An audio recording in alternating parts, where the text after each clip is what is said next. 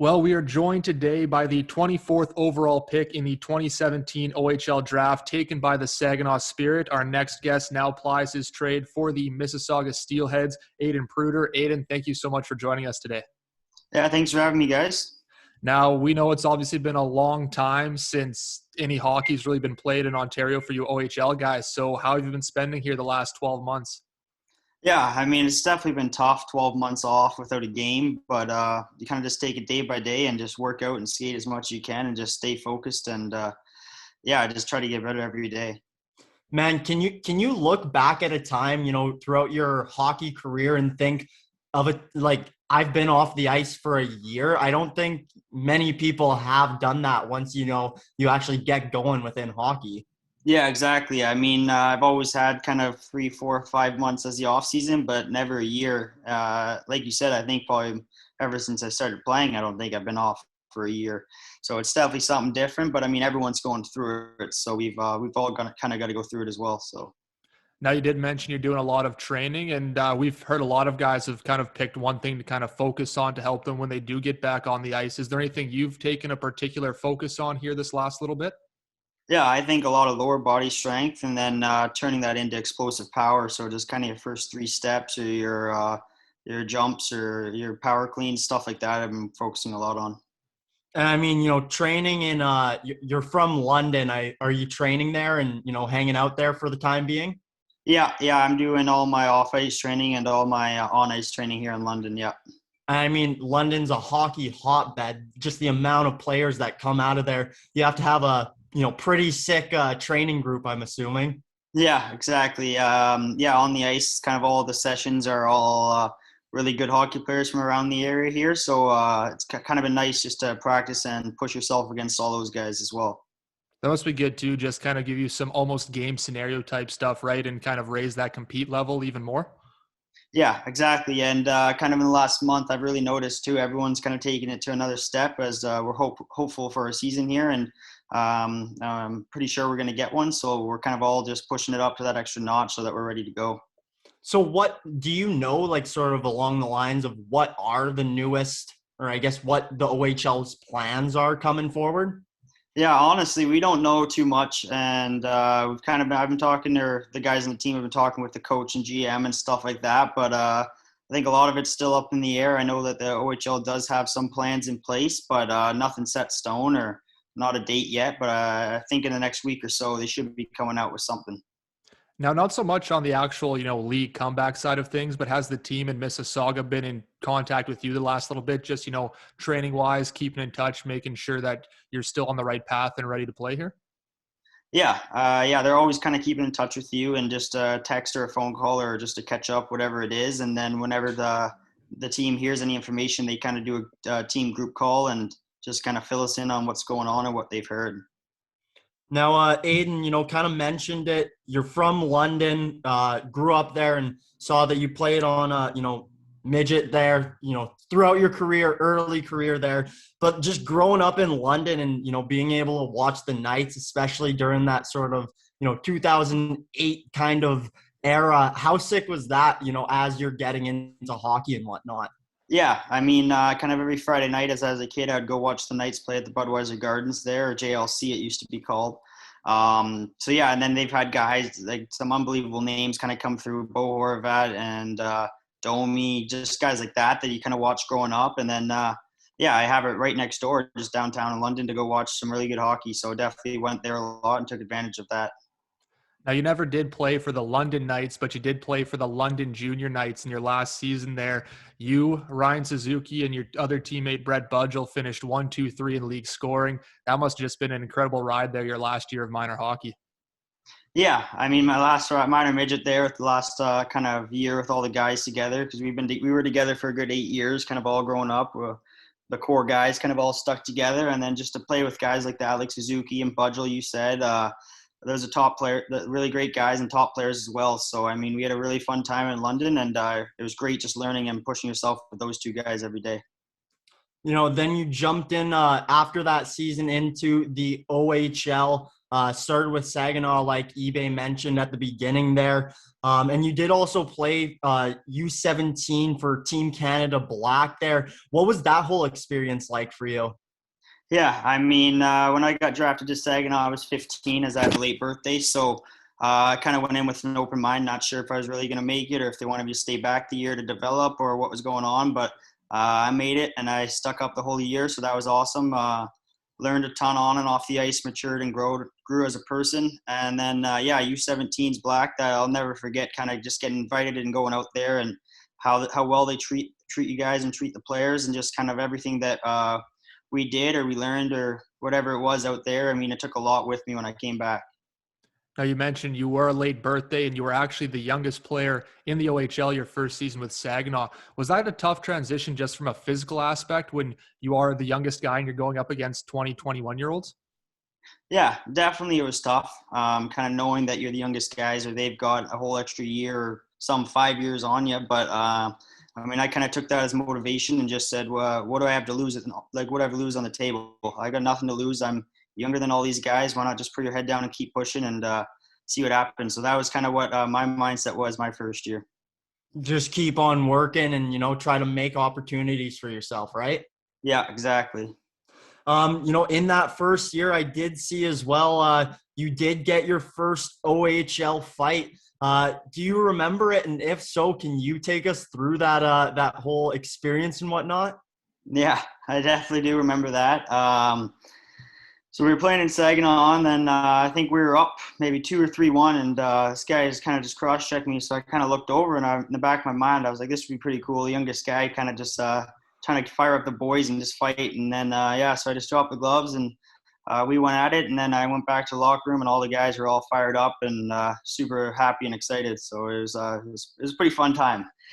Just again, another moment where you're the young guy, nothing to lose, just go at her, start swinging, right? Yeah, exactly. Yeah, I had nothing to lose. The guy was older than me that I fought too, so I just kind of went in there and just, had some fun.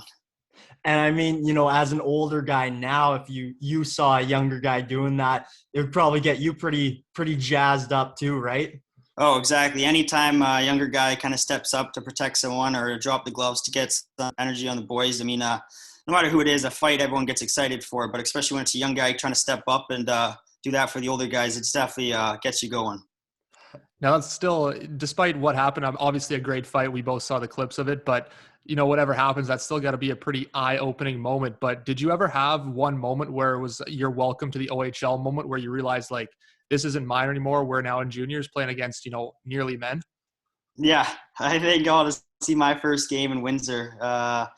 I think it was one of the first times I touched the puck, and I looked up, and all I saw was me on my back, just right up looking at the roof. I got clobbered pretty good, so I was welcome to the league there for sure. Keep your head up, kid. Yeah, exactly. Yeah, no kidding.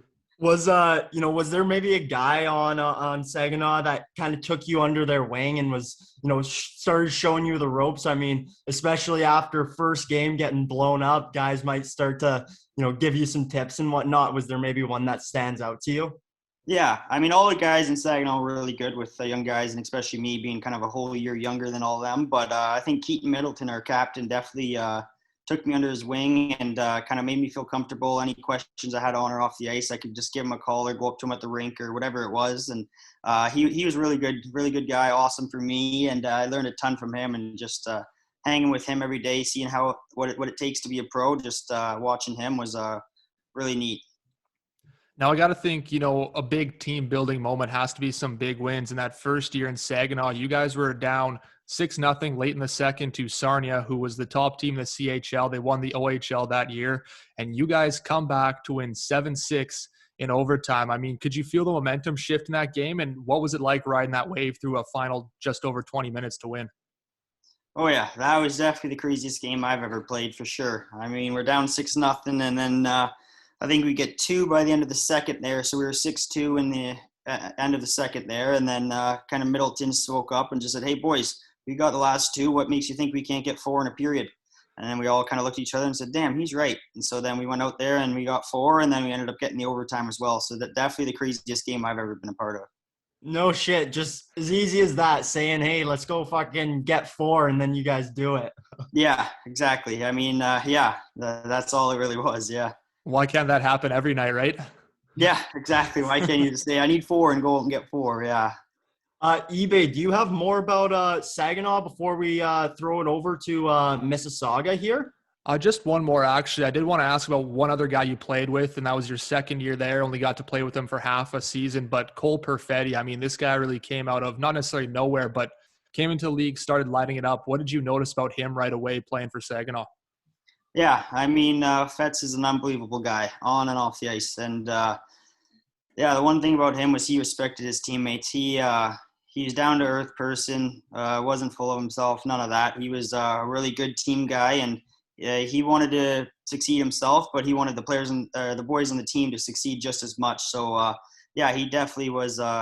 I learned a ton from him, just kind of watching the moves he was able to pull off, or stuff he did in the gym, stuff like that. No, yeah, Cole Perfetti is a really good player, an unbelievable guy.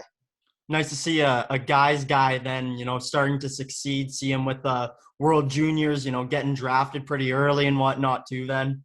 Yeah, exactly. Yeah, I'm really happy for him and everything he's accomplished. Just jumping, I guess, like I said, starting to go to Mississauga here. Obviously there was a huge blockbuster trade. You and six picks going one way, Owen Tippett going the other. Just take us through the trade from your point of view, Aidan. Yeah, I mean, I kind of got the phone call at like 7:00 at night from my agent and just said, "Hey, this trade's on the table. Do you want to accept it?" And then they said Owen Tipper was in there, and so I was like, that was pretty cool to see that I was getting traded for him with a bunch of picks that came along too. But yeah, and then I accepted the trade, and I was gone by 7 a.m. the next morning, so there wasn't too much time to wait around or anything. It was kind of pack up your stuff, and you were going to Mississauga. Were there any issues with the fact that you were playing in Saginaw in the U.S. and having to move into Canada during the season? Was there any issues with that at all, or was it a pretty seamless transition? Yeah, it was pretty easy. The struggle is kind of more moving to the States. If you're a Canadian citizen, you kind of got to get a P1 work visa and stuff like that. But since I'm Canadian and my family lives in Canada, like London, then it wasn't too much of there wasn't really anything, no. And it wasn't a COVID year, so crossing borders was allowed and, Yeah, all the good exactly. stuff. Yeah, no issues there. I mean, what was your first reaction of Mississauga as a city? I mean, you're obviously right by Toronto. It's kind of that hotbed of Ontario. That's got to be a pretty nice city to be living and playing in, no? Yeah, exactly. My family lives only 2 hours from Mississauga and Toronto, so I'd kind of always come down here for hockey tournaments as a kid or whatnot. So I was pretty familiar with the Toronto, GTA, Mississauga areas. But yeah, it's definitely cool playing in a big city, and you've got so much to do or whatnot. So, and the billets are great. So yeah, no, playing in Mississauga is really cool and fun. Just 30 minutes to Toronto. So. And while it's got to be tough to be leaving a team like Saginaw, who's obviously loading up for a playoff run, I got to think the opportunity that Mississauga presented with, just more ice time, better opportunity would have been exciting to you. And you did rack up 8 points in your first 10 games. So you must have enjoyed that part of the trade at least. Yeah, exactly. The opportunity in Mississauga looked better for me than in Saginaw, so I accepted the trade. And yeah, like you said, I kind of jumped in and just tried to play my game and get some confidence back and just kind of do my thing out there. And then yeah, it was fun. And I got to think it's pretty funny, too, that you and Duncan Pedman have kind of been joined at the hip, drafted one pick apart, and he was traded from Saginaw to Mississauga 2 days before you. So that must have made it a bit easier as well, eh? Yeah, exactly. And I actually lived with Duncan Penman when I was in Saginaw. So he's kind of been there every OHL game I played, or we've kind of been there for each other ever since we were 15, 16-year-olds in the league. So, yeah, there's definitely cool kind of after seeing he got traded, I was kind of upset. And then 2 days later, I kind of went over and I called him right away, and we were both pretty excited. Just can't get rid of the guy, eh? Yeah, exactly. Holy shit. I wonder how many people really can say that, playing all your junior hockey with one guy while still being traded and whatnot. Yeah, I don't think there's too many stories kind of like that. I mean, you hear guys playing together on the same team all the way up or whatever, but when there's a trade, you usually go separate directions from there. Okay, I got a quick one here. This is one I've wondered, and I mean, I especially started wondering this when I was doing some prep for this interview. But I'm looking at these OHL divisions, and as an a guy obviously who plays in the OHL. What are your thoughts on how the divisions are lined up? When I saw like Mississauga and Niagara not in the same division as say like Hamilton, and I don't know, it just seemed all jumbled up based on like locations. What are your thoughts on that whole situation? Yeah, I mean, there could be a couple teams that kind of swap divisions or whatever to cut back on some of the travel. Mississauga is a pretty central team to the whole OHL. We're kind of in the middle of every team. Um, but yeah, I mean, I think the divisions are kind of set up so that every team, like North Bay and Sudbury, way up there, kind of have some games that they can come in not too far for them. So we're only 20 minutes to Guelph and Hamilton realistically, so we could be in their division for sure. But we're in the other one because we're a little closer up to North Bay and Sudbury for them. So yeah, I think that's kind of why the divisions are set up as they are. Mm. Is there any tough travel in the OHL, or is it just fighting GTA traffic? Yeah, I mean, I think traffic's one of the biggest things, especially when we play at like a 7 o'clock and we're getting off the highway at 5 or whatever, right in rush hour. That's definitely sucks. But yeah, I think our only terrible travel is up to Sault Ste. Marie, but we only go one time a year, so it's not too bad.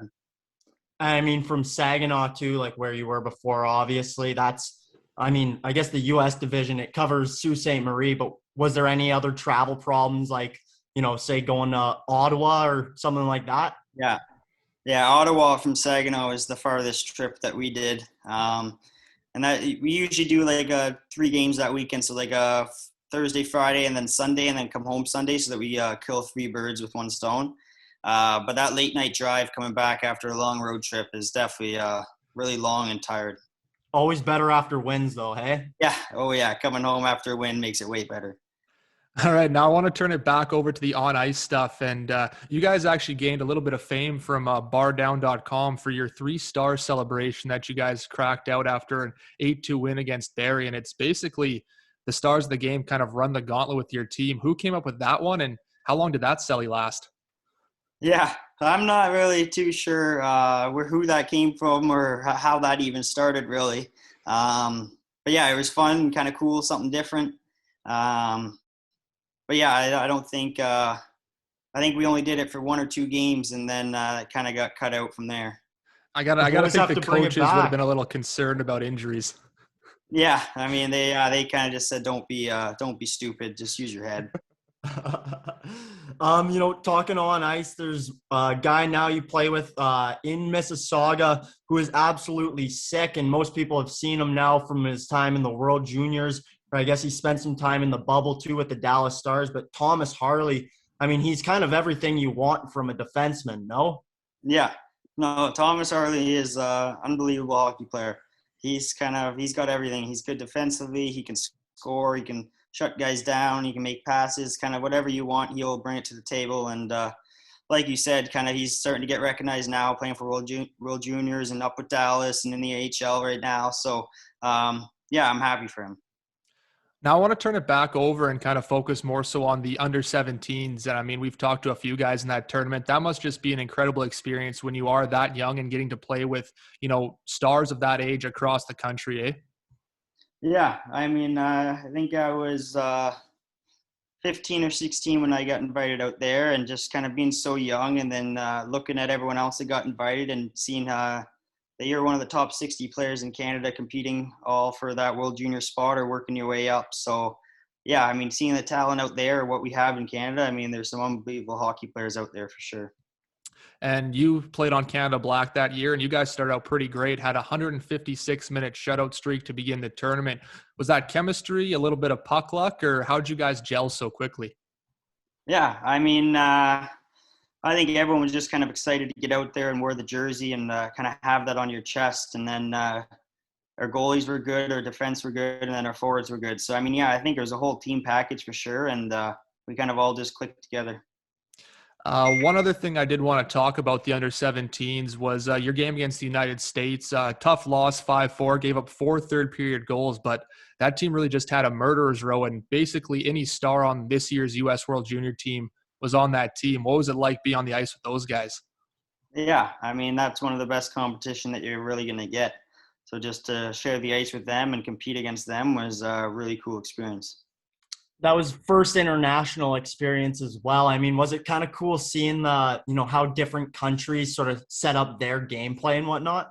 Yeah, I mean, definitely. Some countries are kind of fast in skill, some are hard hitting, or different styles and strategies that they kind of bring to the table. So it's definitely fun playing against guys just from other countries that are your age, that are the best, and just kind of seeing what they have to bring to the table. One of the guys on that American team who's been getting a ton of hype recently too is Trevor Zegras. Was he pulling out the moves we've just seen recently at that tournament as well? Yeah, I mean, I played against Trevor when I was with the Junior Knights as well, so I kind of been aware of him for a while, and yeah, he's always uh, kind of done fancy things or cool things on the ice, and usually he does pull them off as well. I So was gonna say, didn't he try the Michigan at some point already in his NHL career? What, of like 10 games? yeah, he did. He almost got it too. That's what I was going to say. You had all the scouting reports telling guys to defend the Michigan back at U17s. Yeah, yeah, exactly. Just bringing it back now to the OHL and everything. This is one thing we do kind of like to ask guys as well, but tons of great rinks in the OHL. Is there one that you enjoy playing in the most? I think it was pretty cool when I went back to Saginaw to play for when I was with Mississauga to play my first time back there. That was kind of cool playing in that rink again when I'm not wearing Saginaw's jersey. Um, or North Bay. I kind of like playing in North Bay's arena. Their ice is good, but I don't really have a favorite rink now. On the flip side, is there any rinks that you dislike or any fans maybe that give your teams a hard time? Yeah, I think Peterborough's rink and then Sault Ste. Marie's fans. But so far, again, we've talked. You've had a ton of great moments in hockey, play with a ton of great guys. But do you have one favorite moment so far from your hockey career? Uh, I think maybe Major Pee Wee back when I was with the Junior Knights and we won the OHFs, the all of Ontario's. That was pretty cool, and just kind of being with the group of guys that we were with at the time was was a really fun ride, and even better that we won the final tournament as well. Well, Aidan, can't thank you enough for taking this time with us today. I know Evan was trying to wrap up there, but I'll cut him off. We really appreciate you taking the time here and wishing you the best of luck throughout the rest of your career. Hoping to see you guys in the OHL back on the ice here soon. Yeah, thanks a lot, guys. Thanks for having me.